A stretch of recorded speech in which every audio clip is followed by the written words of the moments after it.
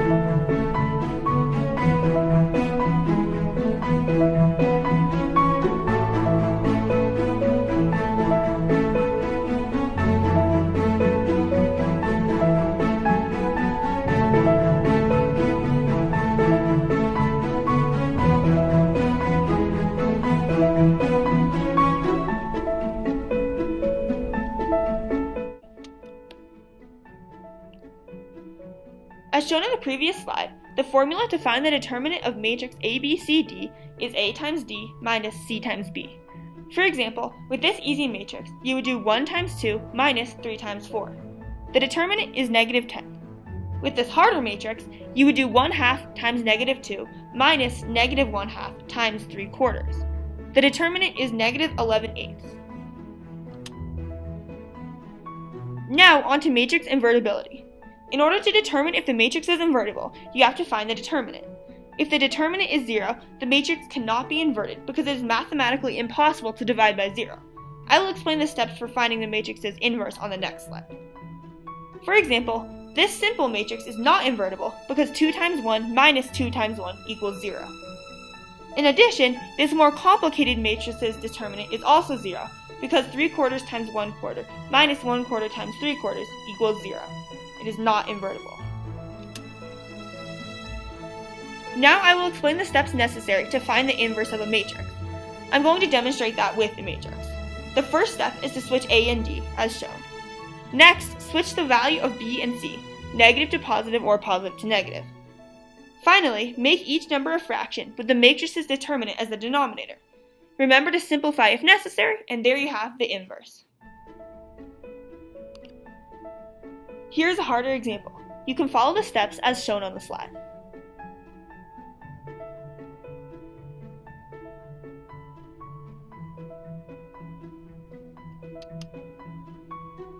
Now I'm going to explain how to transform polygons using matrices. First, enter the coordinates of the graphed matrix into your calculator. Make sure the dimensions are correct. It should always be 2 by whatever number of coordinate pairs make the original polygon. Put X on the top and Y on the bottom, going from left to right. Your matrix should look like the one on this slide. After that, create another matrix on your calculator and enter the coordinates of the matrix that is given to you. Finally, multiply the two matrices and plot the resulting matrix. The final polygon you plotted is the result of a polygon transformation made by multiplying the original polygon times a matrix. Here is an easy example. You are given a matrix and a quadrilateral.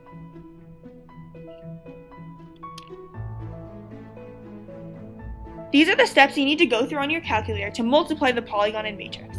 Remember that the numbers I'm entering into the calculator come from the numbers on the graph. X goes on top and Y goes on bottom from left to right.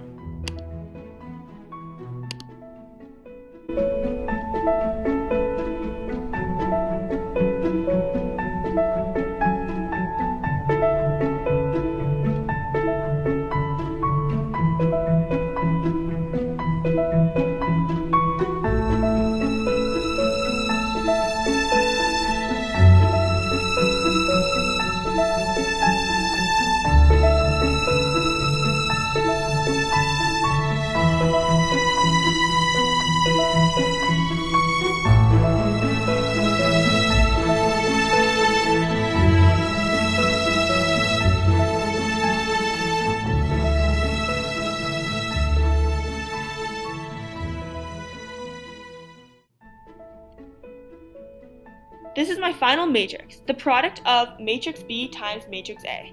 The shape graphed in green is the resulting polygon. Now here's a harder example. You are given a pentagon in a matrix. Again, here are the necessary calculator steps.